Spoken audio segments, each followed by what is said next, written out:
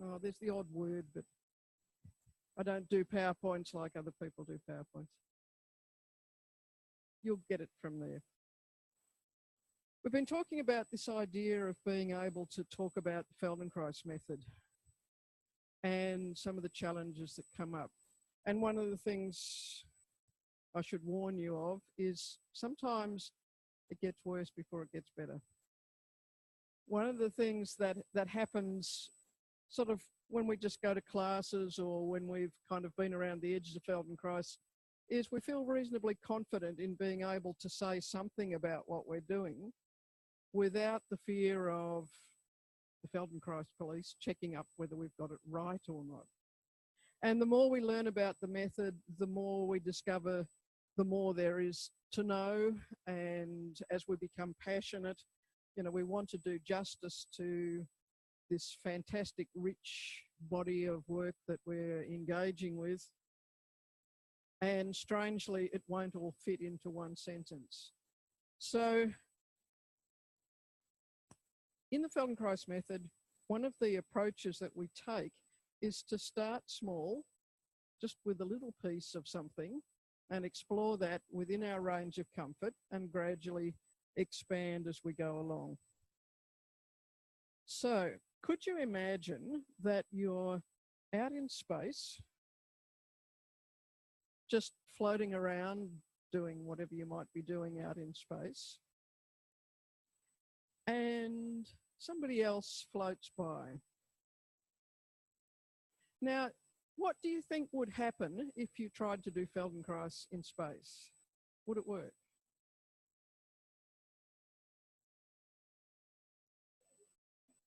Yeah, you wouldn't have anything to kind of connect you together. Everything would just all float away.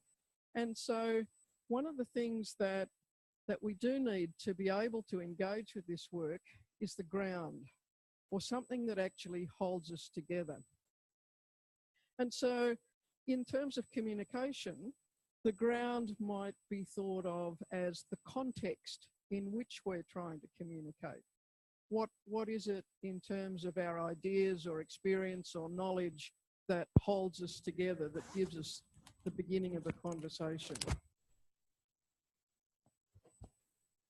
So once we start to explore and discover what connects us, then we can create from our practice of the work ways of being able to make a connection, whether it's with our hands or with our words, to influence somebody else, to transmit, to communicate, to receive with them.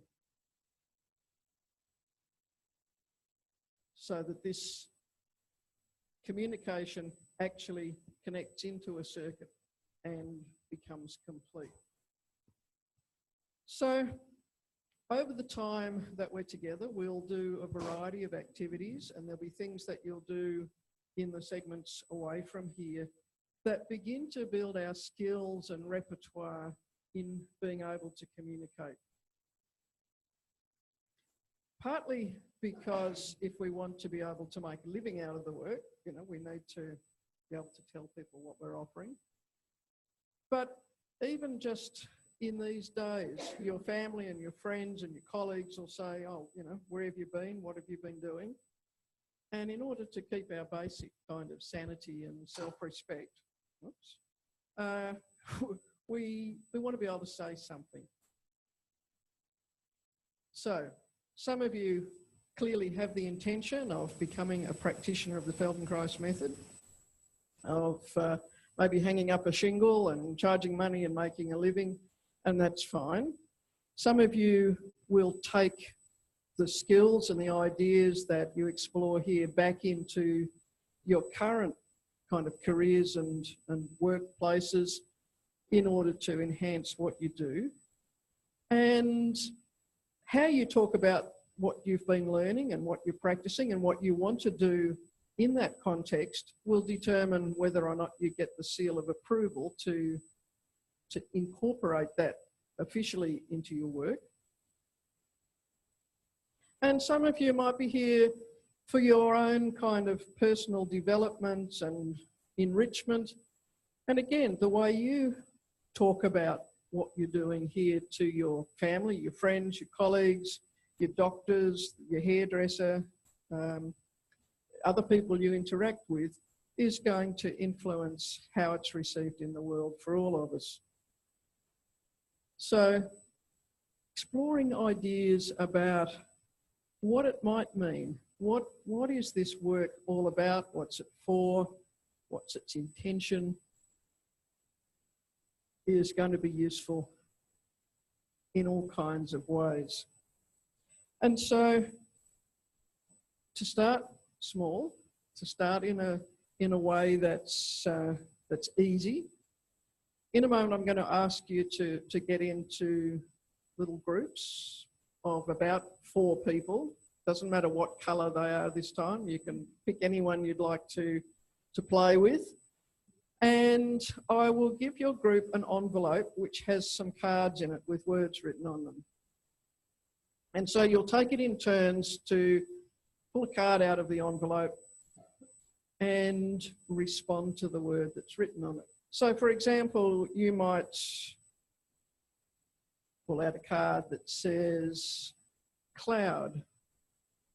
And so your task then is to say, Feldenkrais is like a cloud in that, well, it kind of has a basic form and structure, but sometimes the descriptions are pretty fluffy. Or Feldenkrais is like a banana in that it's about bendy things. We work through the outer layers to get to the squishy bits on the inside. It gets ripe over time. It does get riper over time.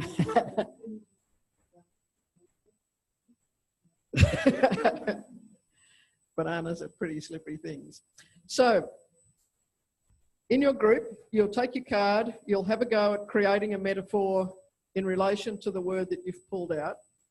Now, in metaphors, there are no right answers, okay? So it's an opportunity to have fun, to be creative, to kind of find connections from your understanding of these everyday words that you'll find on your cards and your experience of the Feldenkrais method.